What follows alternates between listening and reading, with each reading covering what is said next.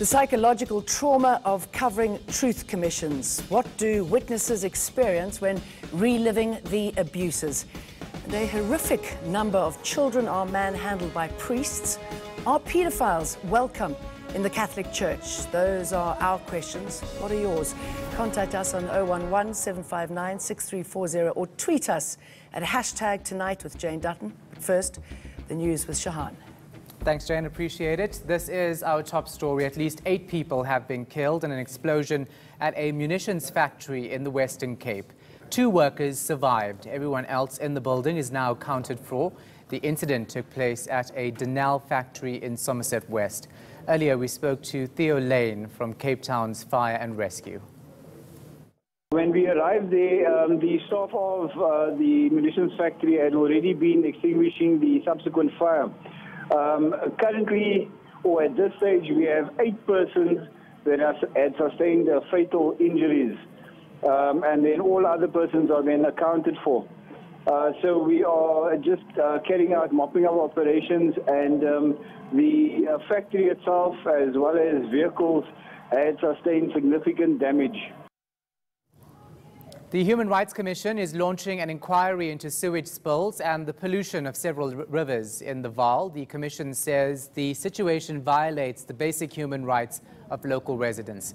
Officials today inspected the extent of the problem. Locals are blaming the pollution on a lack of maintenance. The Mfuleni municipality admits only 30% of pumps are functioning. We're going to hold this inquiry on the 18th and the 19th of September.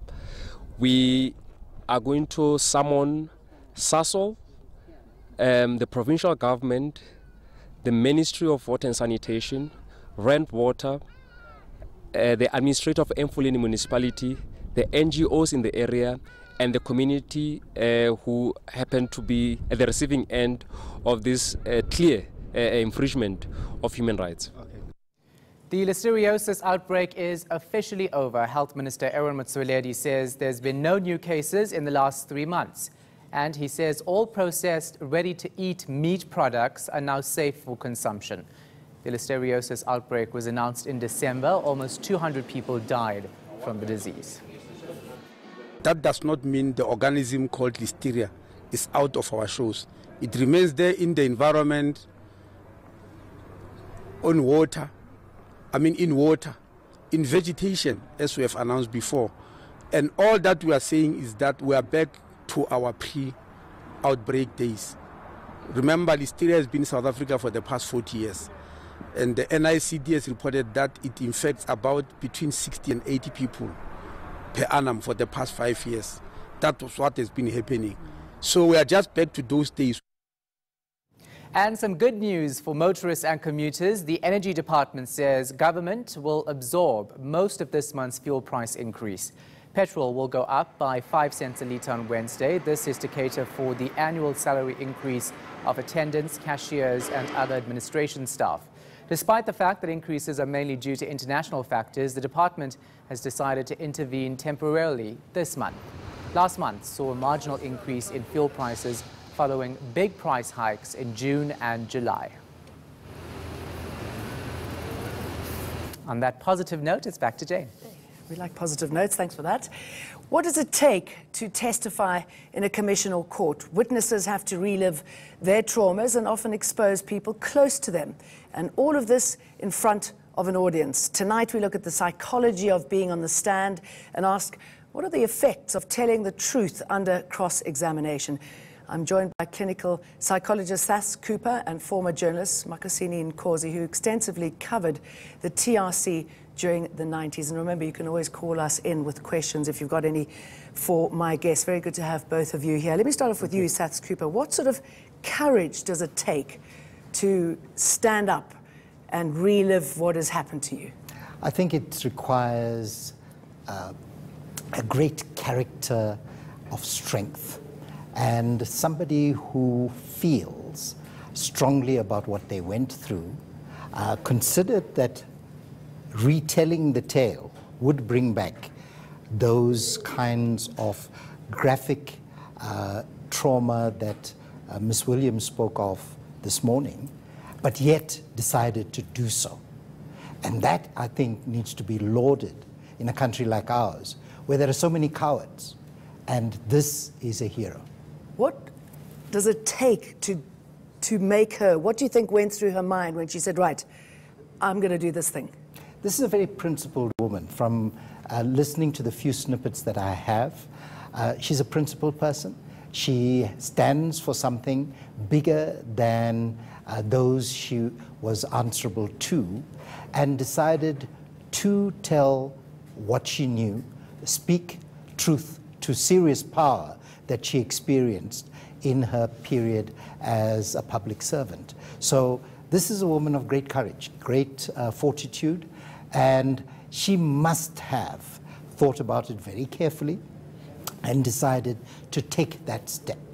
And your introduction about the TRC with Makosini and bringing it here tells us we're a nation in that stage of trauma that's just beneath the surface, that's about to erupt at any given moment.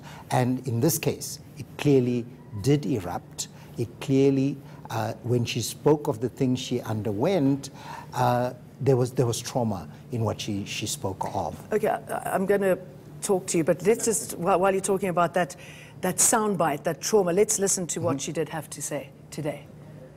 Minister Mtambi had ripped my scars of torture completely. I think when I was writing this letter, the effects of my torture were back. Chairperson, I was no longer sleeping. I had nightmares. I was reliving my situation. My facial twitches were back. Mr. Nkosi, I mean, what was your response when you heard that, and considering your experience with the TRC? Well, first of all, I must say I worked with Linda Williams 20 years ago at the Office of the Premier in Gauteng, worked very closely with her, a very principled woman, stickler for rules and policies. And I think it must have taken a lot from her for her to come forward and talk about the issues that she so very well spoke about. But I think also it would be important for the Commission itself to take into account the fact that some other people were appointed into government as political appointees. And as a political appointee, it becomes very difficult to come forward to give evidence and talk about things that happened in an environment that was privileged. I think it would help the Commission if it would go further and have a category of people that will be subpoenaed, that they would have to come and answer certain questions under oath.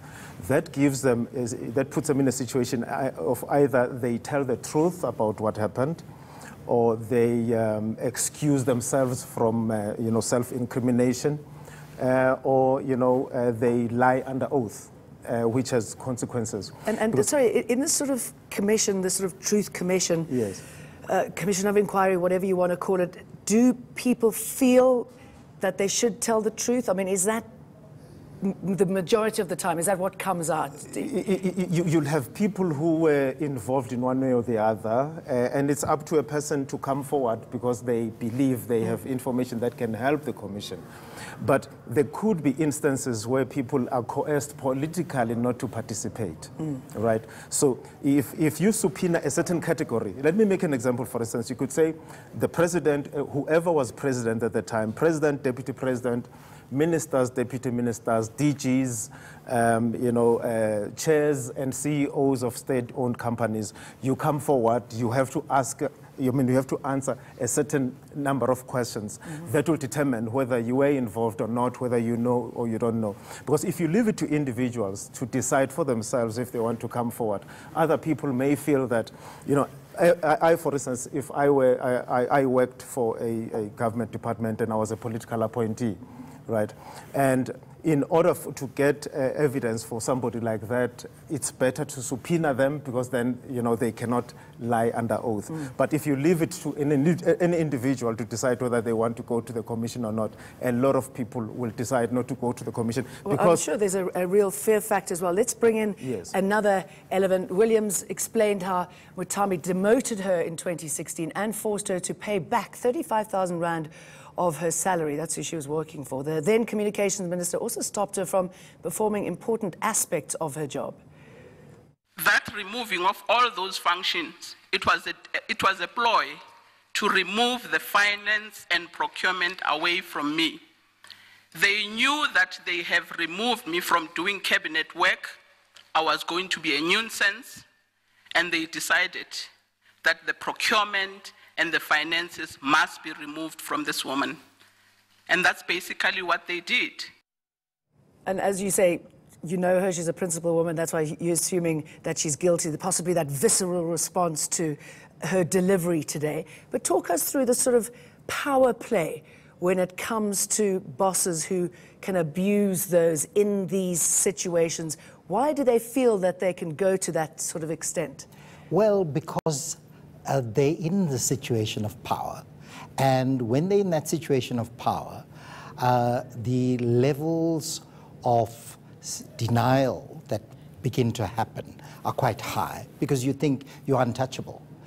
If the president has appointed you and you've been inducted into a culture of acceptance, compliance, and doing things. And everyone's doing it around you. Importantly, for ubaba.